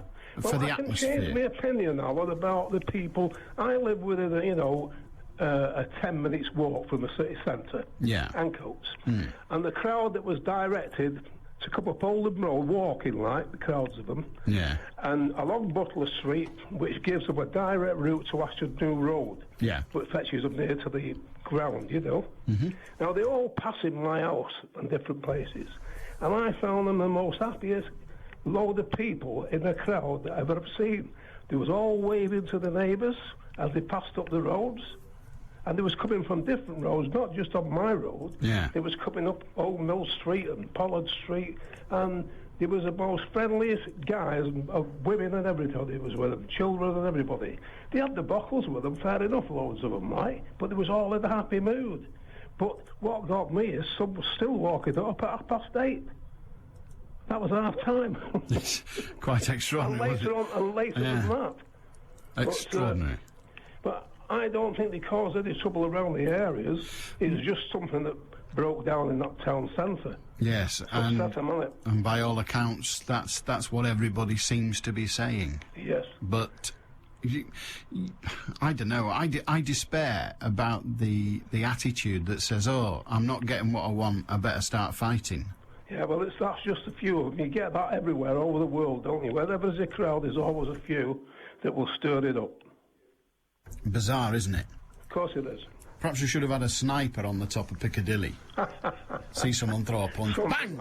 It have stopped. They don't like. Look at the trouble in Burma at the moment. You've got people starving to death, dying of disease, drowning, and all the rest of it. There's no riots. Why is there no riots? Because if they riot, they get killed. Yeah.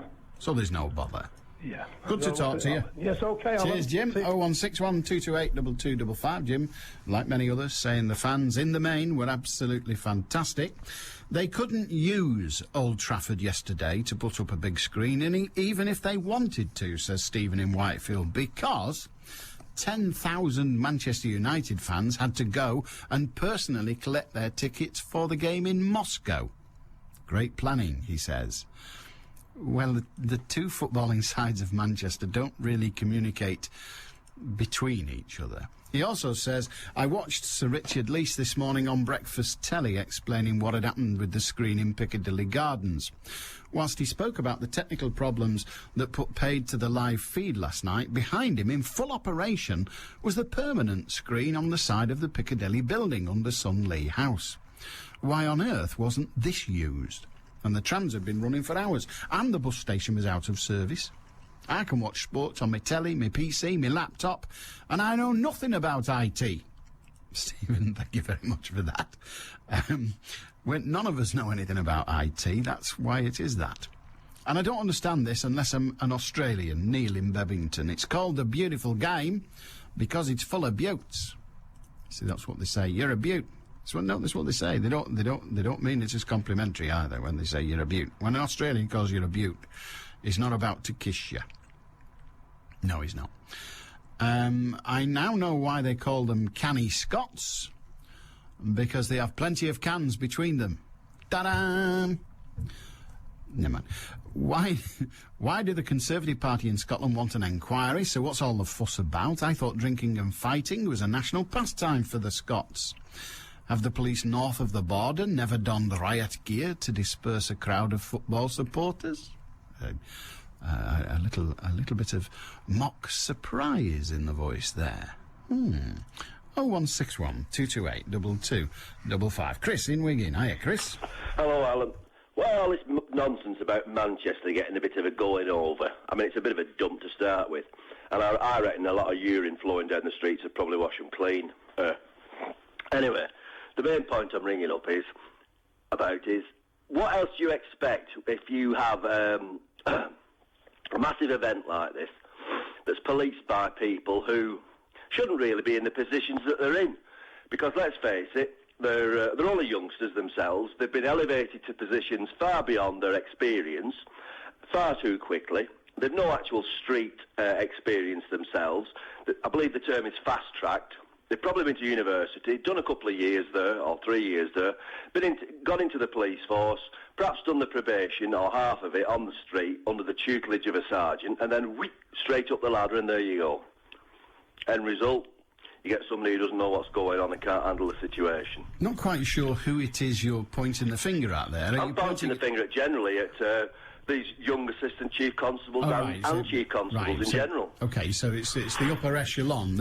What you're saying is the upper echelon of the police force are in the main no longer long-time serving police officers. Alan, listen, I know two ex-policemen within my close family, and they both tell me that, like in many other jobs, there's now a preponderance of people who are promoted far beyond their experience and their ability. Yeah, they've got paper qualifications, great.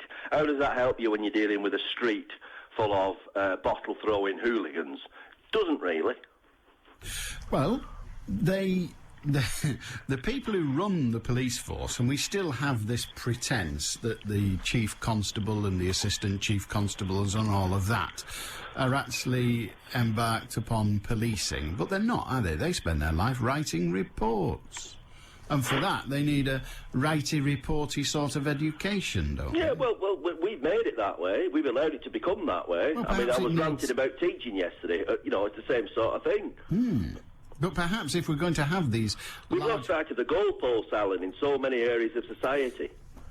Let me just offer you the thought that, are we going to... Do you really want PC Plod, the police officer of yesteryear with his big feet and his haircut that was 6 foot above the ground, do you really want him with his lack of O-levels and managing very nearly to pass his 11 plus and coming 6th or 7th in his comprehensive school for his education?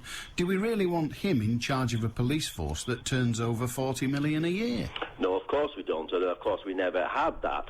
What we do want is more of the calibre of the sort of chap who was found dead in North Wales, who, in spite of his sexual predilections, whichever way they went, by all accounts, was a chap who knew his onions and was admired by the rank and file.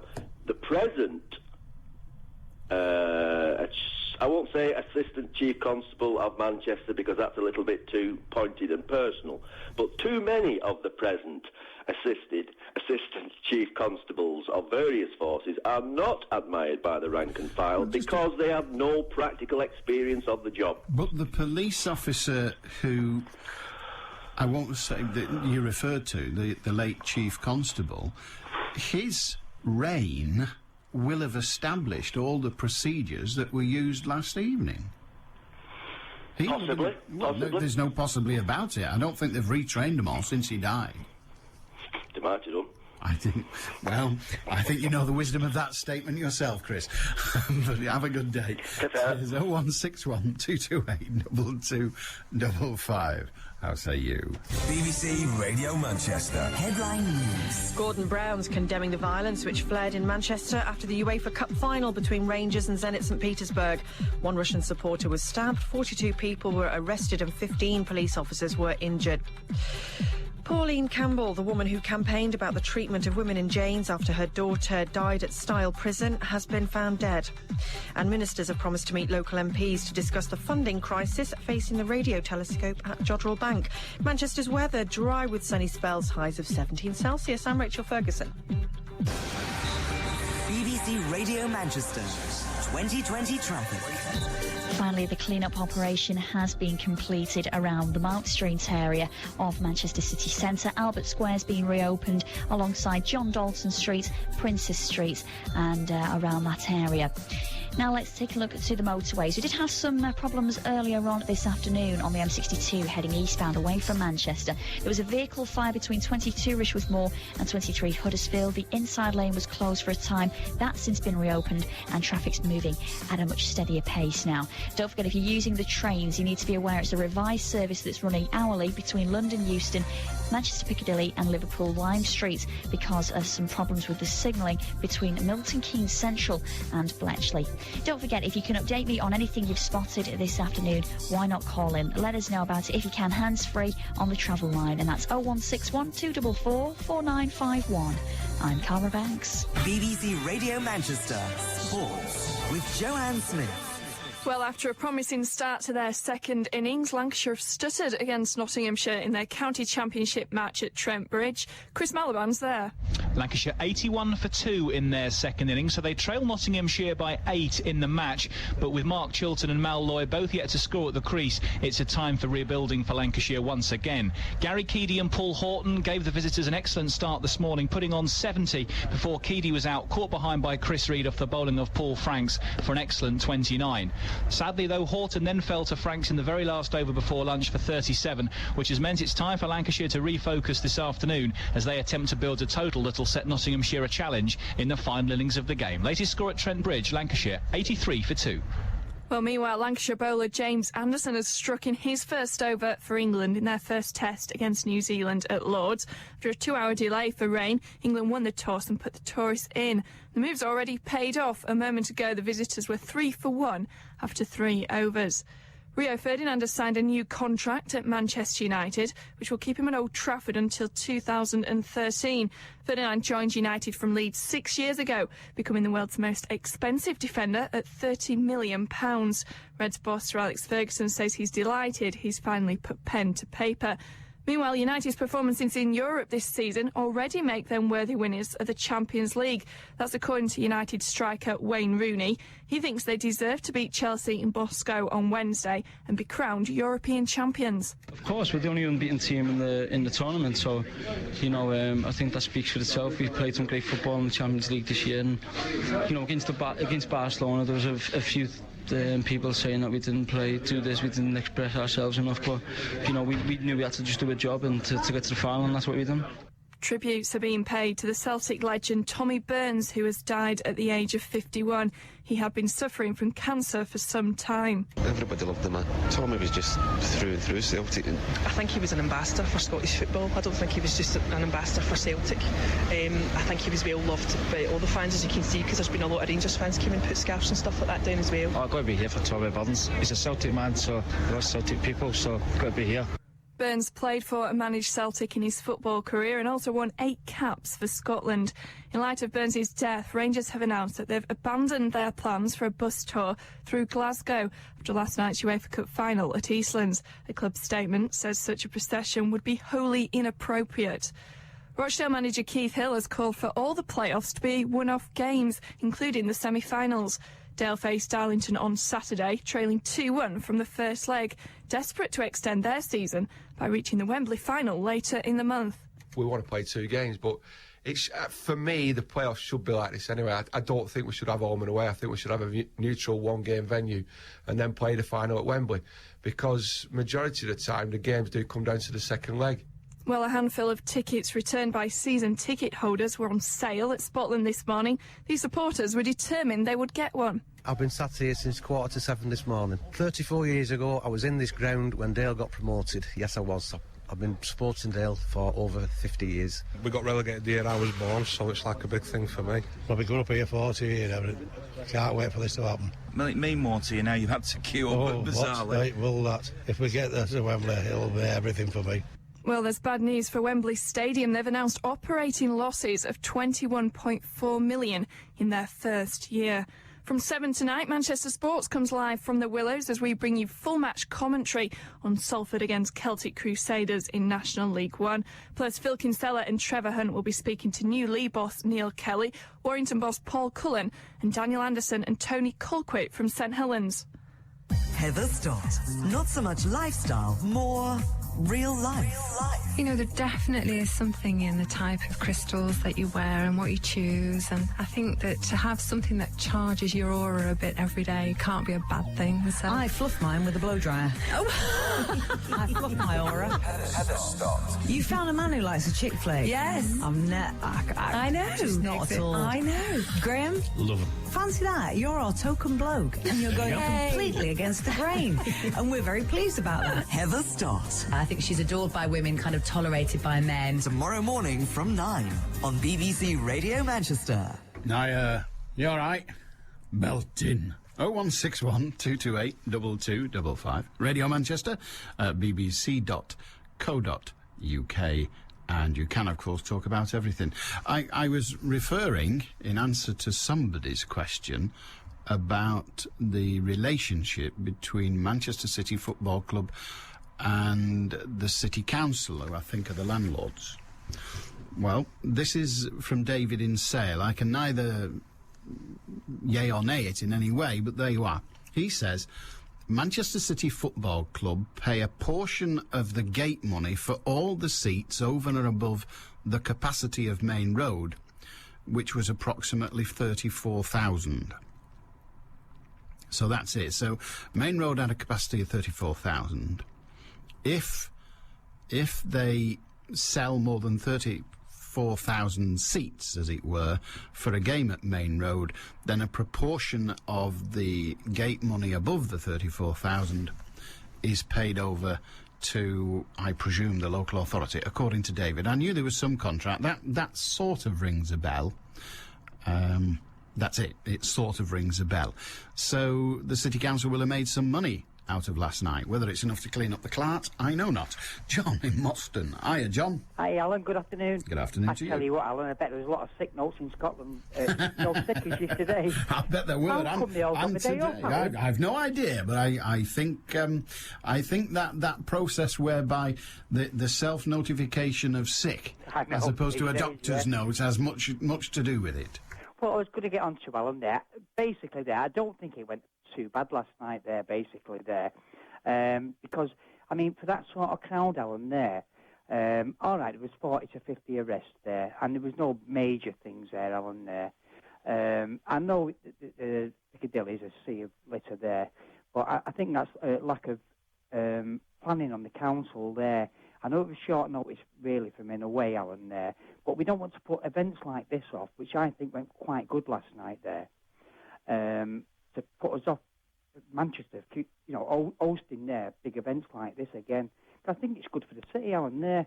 We had the reason to pass, me and my wife, last night there, and before the match started there, and a lot of the fans were really good, you know, really well behaved, a bit boisterous there, not boisterous, Alan, there, but merry sort of thing there. And I just think a little thing like this, out of a crowd like that, I think we got away lightly, Alan, there. And for the sea of litter there, I think there's a little bit more planning there if we get events like this again. Like you say, you had the Commonwealth Games and that went off great, but it was spread over, you know, a fortnight, whatever. But I did notice on there last night, everybody seemed to be making money out of it. The hotel prices went up, like, through the roof there. The traffic wardens are now in force, you know. And then, like, normally the car parking charges are on there. Normally on the match day it's £5. That's all of a sudden increased to £10. And everybody, I think, Alan, there was making money.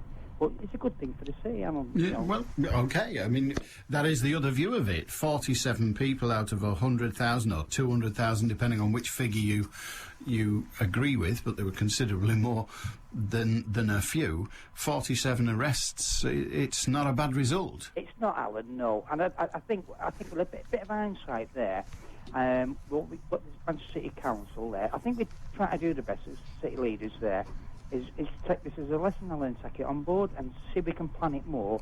And like you say, I mean, I don't agree with what's happening in Piccadilly there. You should have stopped. Police, I think, in my view, should have stamped down early there and said, right, you threw that can down that box and start. And it's the word of soon go round, Alan, or to see the pals, you know what I mean? Possibly. It's a thought. Good on you, John. God bless, Alan. And you, thank you very much. Jeanette in Liverpool. Hi, Jeanette. Hello, Jeanette.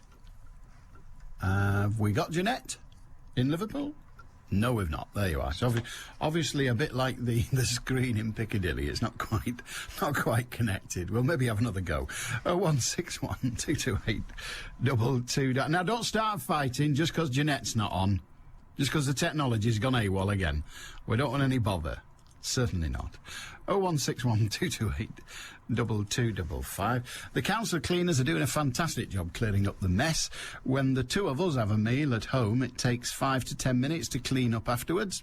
When we have a barbecue for a 10 or 12, I put an extra bin bag out, and I know it takes a couple of hours to clean up afterwards. It's not rocket science to prepare for extra waste, is it? A few empty skips about the place might have helped.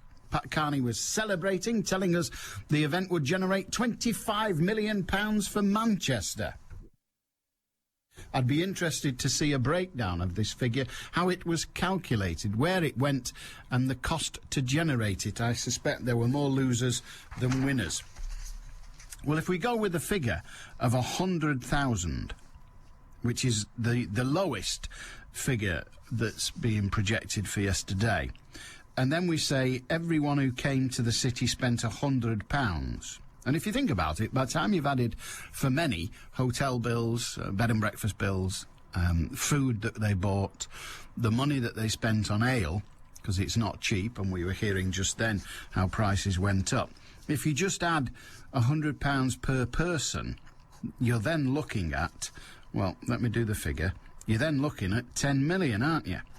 So 100,000 people spending £100 in the city would give the city 10 million quid. Now, if they spent, on average, more than 100, that lifts the figure. If there were more than 100,000 people, that lifts the figure. It's still a bit of a stretch to get it to 25 million, but not impossible. So, yeah, I can see it going that way. Not bad at all. Is Jeanette back with us? Let's try. Hello, Jeanette? No, she's not. 0161 228 2255. If you've something to say, that's good. All you got to do is make that call, as they say. Make that call. Did I sound like I should be doing advertisements then? Because I see this 2 hours of sitting here as an advertisement for work as a voiceover artist. Yeah. No, it's not working, is it? He does a lot. Him that comes in here on a oh, my computer's just gone blind. There you are, it's back. You're taking a mickey out of me, aren't you? My computer just went dead and now it's come back on again. Somebody's taking a mickey. We've got the Piccadilly Gremlin going here. Eddie in Whitefield, are you ready? How do you do, Alan? I'm all right. Oh, I'm the gremlin in your system. Is it you, is it, right? It is. Hey, you weren't in Piccadilly yesterday, were you? No, I was not. I was advised to keep away. Yeah, good advice. And what I did, I have sent a text through to you, and very briefly you read out the message that it's the highest attendance ever for any football match, away or whatever. And that, I think Manchester should be commended on what they've done. Is it the highest? It is. It broke all records. The last was 80,000. This has hit 150,000. Oh, don't ask me. I'm like you. I'm not a football fan. I couldn't give a monkey's uncle about it. But that can't be true because... It is true. No, hang on a minute. I seem to remember that in the old days, before we started getting weighed down by health and safety and seating and all that, there were regularly huge amounts. Didn't Wembley have 100,000? No. How many was it? You remember the White Horse? Yes. How many was that? The maximum... Well, it's not just me saying this. It's been on the news last night, if you watch. You don't believe the news, do you? Are you mad?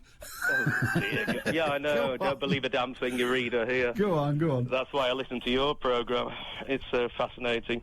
I said I'd keep it short and swift, but it is absolutely amazing. And you keep quoting 40. According to the guy earlier, it was 52... people injured and assaults and things. And it is a damn shame that it is that little farty minority of little who spoil it for everyone else. Again, 52, or what is it, between 40 and 50 we're told. It's not a bad result, is it? It's, one is bad enough, Alan. I know, but in the modern world. One is bad enough, Alan. And Absolutely. when Russians come over here, I'd love to. I was supporting the Russian team, I'm afraid, so I'm glad no one knows where I live. Right. But I'm sure people wouldn't have been bothered. But definitely the attendance, you'll find this out and get it reconfirmed. Absolutely, it's broke the world record for a football attendance. Absolute. It's gone straight through. I'm going to leave you there and let you wind up a bit. I shall take you at your word. Oh, I'm sure there must have been my more. word. Hang on a minute. You'll find the facts. Listen to this. It's the largest away following for a match, not the largest attendance. Brazil got 199,000 at the Maracana Stadium. Okay. So Richard Stead's just told me that, and he knows that sort of stuff. I love the way you always come back with a lovely shot. Oh, by the way... It's not me, it's Richard Stead. I'm just reading it out. No, I love that. You've got in the record book, simple as that. But what I love, the way you dealt with that businessman yesterday. Oh, did you? Well, I'll send his letter of complaint to you then. Please do, if you had my address. Cheers, Take care, Alan. Have a good day. Jean in Winsford. You'll have to be quick, love. Hiya, Jean. Love. I was watching it last night. I'm not a football supporter. No. But I'm from Manchester originally. And I thought how good it was, and I was all enjoying themselves. And when I put the radio on today and heard this, it was really disappointing. I thought, oh, God, they was really enjoying themselves last night. What's happened? But on the whole, I think for the amount of people, it was great. Well, I had much the same experience of you that didn't involve, to be fair, actually watching it on the telly. There are some sacrifices I'm not prepared to make. Well, of course. But I did look at some of the pictures on North West Tonight of all the fans gathering and all that. And on the way home I saw them, and on the way in I saw them, and I thought that was absolutely fantastic. I thought the whole thing was brilliant. And I, too, turned the news on at 10 o'clock to be disappointed. I know. Yeah. Because you could see them all cheering and all enjoying themselves. Yeah. And it was absolutely brilliant. And I've had a trip down memory lane on your show today about somebody from Ancoats. Well, I was born there. All I can say is that I'm glad to have been the purveyor of such. Thank you. All right, and Whitefield. And Whitefield. Yeah, because my mate lives in Whitefield, and we planned a holiday yesterday, so it all worked in. Jean, that's fantastic. Thank you very much indeed. Have a good day. Thank you, and you, Alan. And I asked earlier how the knocking shops did yesterday, because they'd have done all right, and apparently it was, it was up and down all day. Ta-da now! Are you an ice queen in the world?